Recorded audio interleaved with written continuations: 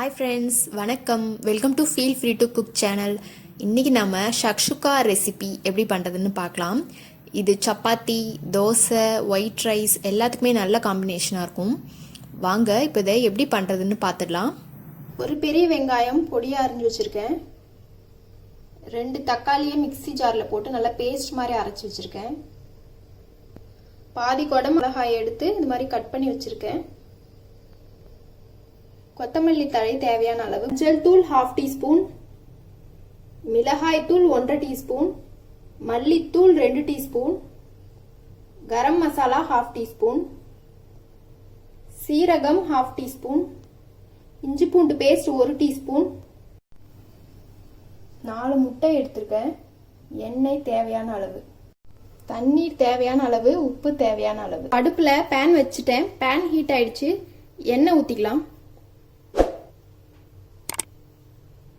எண்ணெய் சூடாயிடுச்சு. சீரகம் போட்டுடலாம். இப்போ வெங்காயம் சேர்த்துடலாம். இப்போ நல்லா வதக்கிக்கலாம். நல்லா பொன்னிறமா ஆகிற வரைக்கும் வதக்கிக்கலாம். லைட்டாக உப்பு சேர்த்துட்டு வதக்கலாம்.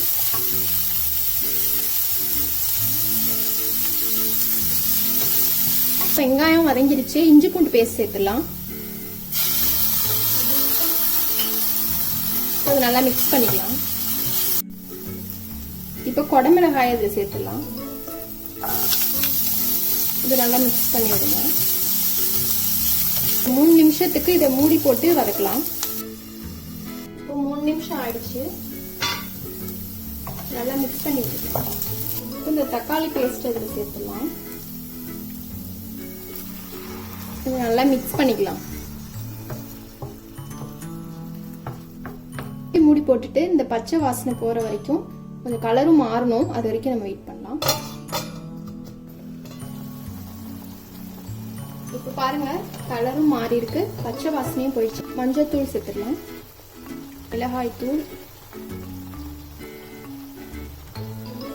மல்லித்தூள். இப்போ அதை நல்லா மிக்ஸ் பண்ணிக்கலாம்.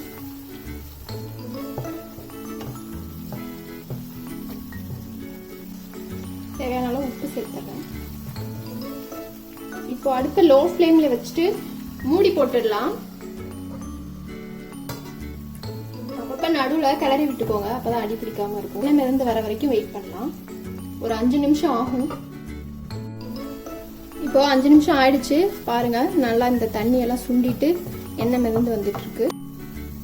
இந்த ஸ்டேஜ்ல நம்ம தண்ணி சேர்த்துடலாம். தண்ணி நிறைய ஊத்திடக்கூடாது.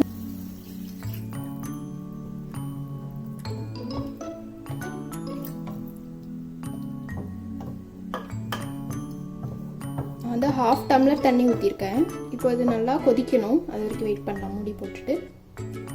இப்போ கிரேவி நல்லா கொதிச்சு எண்ணெய் மேலே மிதந்து வந்திருக்கு. இந்த ஸ்டேஜில் நம்ம முட்டையை உடைச்சி ஊற்றிடலாம். கரம் மசாலா சேர்த்துடலாம்.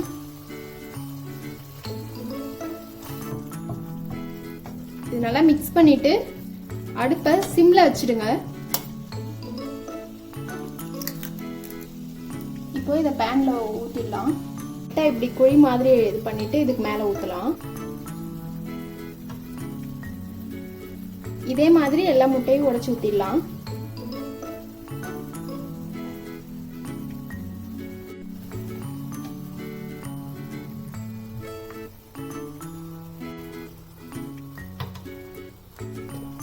இப்போ இதை மூடி போட்டுட்டு 3ல இருந்து 4 நிமிஷம் வரைக்கும் அடுப்பை லோ ஃப்ளேம்ல வச்சுட்டு வெயிட் பண்ணலாம்.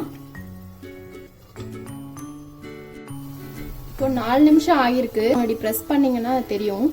பாருங்க, குக் ஆயிடுச்சு. ரொம்ப நேரம் வச்சிட்டிங்க அப்படின்னா ரொம்ப ஹார்ட் ஆயிடும். ஸோ 3 to 4 மினிட்ஸ் அவ்வளோதான் அதோட டைமு. இப்போ மேலே இந்த கொத்தமல்லி தழை தூவிட்டு அடுப்பை ஆஃப் பண்ணிடலாம். நம்மளோட ஷக்ஷுக்கா சூப்பராக ரெடி ஆயிடுச்சு. இது யூஸ்வலாக நம்ம பண்ணுறதை விட நல்லா டிஃப்ரெண்ட் டேஸ்ட்டாக இருக்கும். கண்டிப்பாக ட்ரை பண்ணி பாருங்கள். இந்த வீடியோ உங்களுக்கு பிடிச்சிருந்தா மறக்காமல் லைக் பண்ணுங்கள், ஷேர் பண்ணுங்கள், சப்ஸ்கிரைப் பண்ணுங்கள். தேங்க்யூ ஃபார் வாட்சிங். பாய்.